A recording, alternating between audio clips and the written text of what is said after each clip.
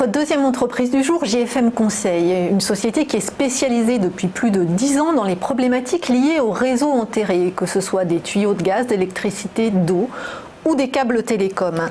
Avec nous ce matin, son président fondateur Jean-François Margegiano, je vais y arriver, bonjour. Bonjour Anne-Laure. Alors présentez-nous brièvement JFM Conseil, ce cœur de métier bien particulier, ses équipes et comment vous est venue l'idée ? Alors JFM Conseil en fait a été créé il y a 19 ans. Moi j'ai toujours travaillé dans le domaine des réseaux enterrés et techniques un petit peu spéciales, soit pour les détecter, les diagnostiquer. Et donc on s'est renforcé dans le domaine de la détection parce qu'il y a eu des évolutions réglementaires et techniques qui ont apporté une possibilité de développement importante, d'où la croissance de la société qu'on a eue ces dernières années. Et alors, quels sont... Pardon, vous alliez finir sur les Oui, je disais, notre métier, puisque vous me posez la question, il consiste en fait à taguer les trottoirs. Vous avez dû remarquer certainement dans les rues de Paris et d'autres villes, les traits de couleur bleu, jaune, rouge, vert avec des chiffres à côté. Voilà, donc ça c'est nous, c'est ce que nous faisons. En fait, ouais. Et ça permet de détecter, de représenter les réseaux ou la trace des réseaux en surface pour permettre soit de faire des projets de travaux qui sont fiables, soit d'éviter que les entreprises de travaux publics ne cassent les canalisations en terrassant. Alors, quelles sont aujourd'hui, on a eu cette discussion ensemble avant l'interview, quelles sont aujourd'hui les problématiques liées à ces réseaux enterrés ? Est-ce que ce sont des problématiques de sécurité, de profusion, parce que vous m'avez expliqué quand même il y avait beaucoup de câbles et de tuyaux là-dessous, de réglementation, vous venez de l'évoquer. Moi, ce qui m'a étonné, c'est qu'aujourd'hui, on ne sache pas, il y a besoin d'une cartographie, qu'on ne sache pas exactement où sont ces réseaux. Alors... Excusez-moi. Il y a eu beaucoup d'évolutions techniques en fait qui ont bouleversé le marché et en particulier toute la connaissance des réseaux que l'on avait avant sous format papier aujourd'hui est obsolète et il faut passer à des formats informatiques où au lieu d'avoir simplement une feuille de papier qui représente le réseau comme on peut le voir derrière, en fait ça c'est une superposition de calques sur lesquels on voit des choses en transparence et le réseau en fait est représenté sous cette forme de plusieurs calques avec des indications qui sont diverses et variées. Et en fonction des calques que qu'on présente ou que l'on ne présente pas, on va avoir une vision du sous-sol qui va être complètement différente.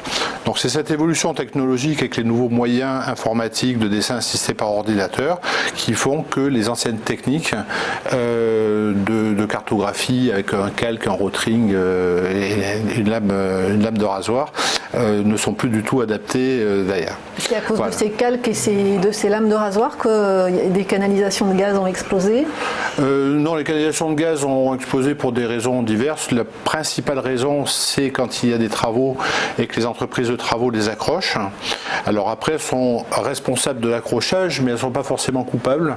C'est que parfois, elles ont des plans qui sont approximatifs, qui sont faux, des routes qui ont changé.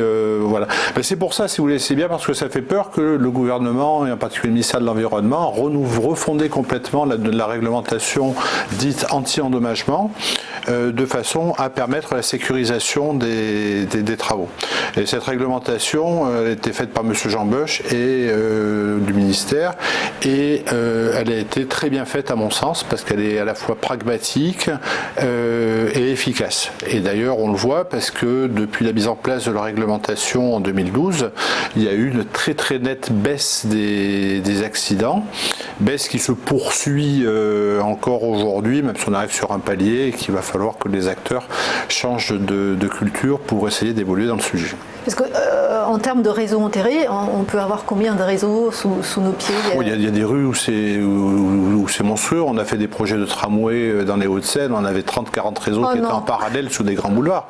Parce que vous avez en fait des réseaux d'alimentation, des réseaux de distribution, vous avez plein d'opérateurs que vous connaissez plus ou moins, tels que Enedis pour l'électricité, mais aussi RTE qui fait le transport d'électricité, GRT pour le transport de gaz, GRDF, les opérateurs opérateurs de télécom, les compagnies des eaux, les compagnies d'assainissement, l'éclairage public, la signalisation lumineuse, enfin voilà. Donc il y a énormément de réseaux qui sont enterrés et l'évolution du monde moderne a fait que plus ça va et plus effectivement il y a d'opérateurs, de services qui sont dispensés, de réseaux qui sont enterrés dans les mêmes rues. Et alors quelle est la taille du marché? Est-ce qu'on a une idée chiffrée? Alors oui, on a une idée chiffrée. On a aujourd'hui, je crois, plus d'1 milliard d'euros. Je vous avais envoyé, je crois, un chiffrage là-dessus. Et le marché, surtout, ce qui est important, c'est qu'il a quasiment été multiplié par 10 depuis 140 millions d'euros de marché. Et on voit que depuis 2011, ce marché, il a été multiplié par 10. De par l'aspect réglementaire derrière, mais aussi parce que c'est une vraie utilité pour les maîtres d'ouvrage, les exploitants de réseau et tous les intervenants dans le domaine des travaux publics. Alors, qui sont vos clients? Est-ce que vous pouvez nous donner 2-3 cas pratiques de vos interventions? Alors, nos clients, en fait, ils sont très variés. Notre principal client, qui représente à peu près 50% de notre activité, ce sont les collectivités territoriales qui sont tenues de faire de la détection de réseau quand elles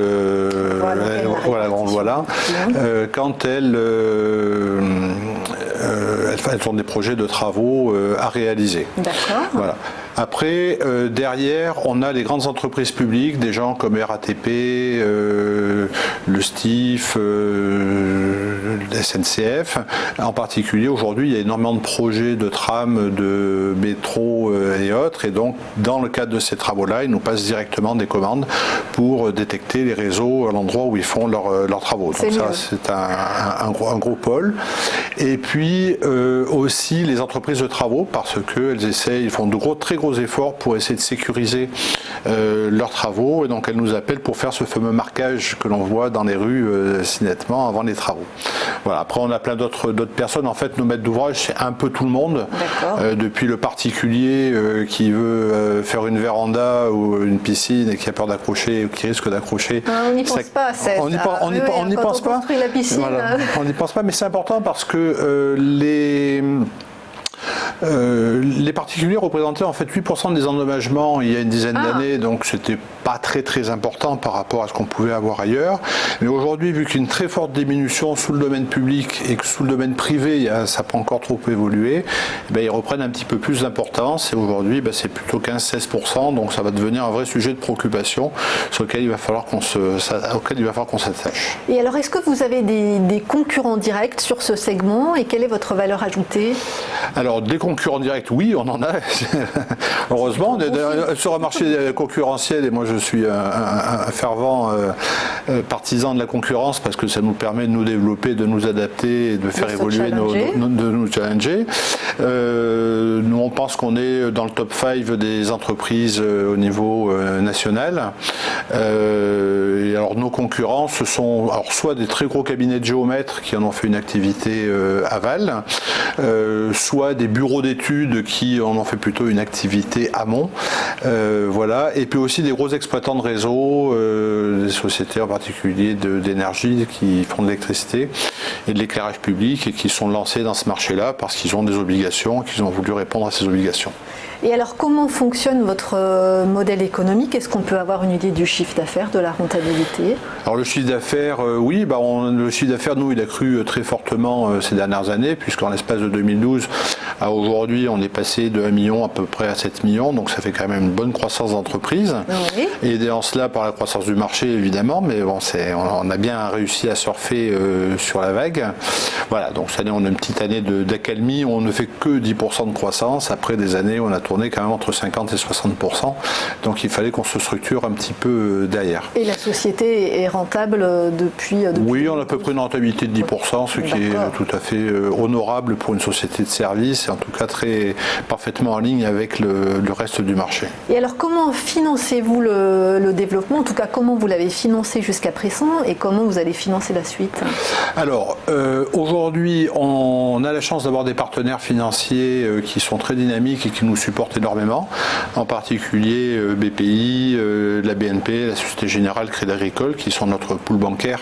D'accord, donc c'est par dette. Voilà, donc non pas par dette, on travaille beaucoup plus en leasing avec eux. En fait, on a eu beaucoup d'achats de matériel, puisqu'on a acheté quand même 2 millions de matériel à peu près en l'espace de 2 ans. Donc, mais ce que je veux dire, c'est qu'aucun n'est entré au capital.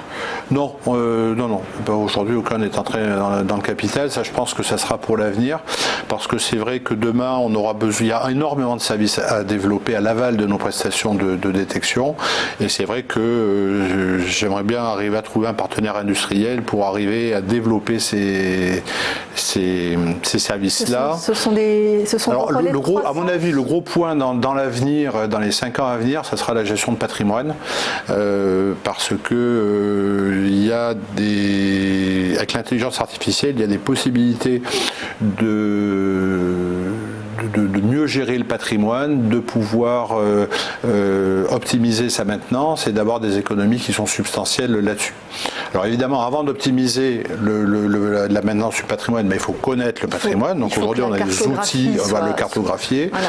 Et notre cartographie, on peut l'associer à des bases de données du patrimoine, ce qu'on appelle des systèmes d'information géographique, qui vont permettre après de pouvoir quantifier, identifier les problèmes, mesurer et donc améliorer la maintenance des réseaux. Donc là, il y a des choses à faire qui sont terribles. Repérer, diagnostiquer et être plus un service de maintenance. Voilà, et après apporter de la maintenance dite préventive pour permettre d'abaisser les coûts de maintenance. Et je crois que c'est une grande problématique, en particulier pour les collectivités territoriales, mais aussi pour les industriels.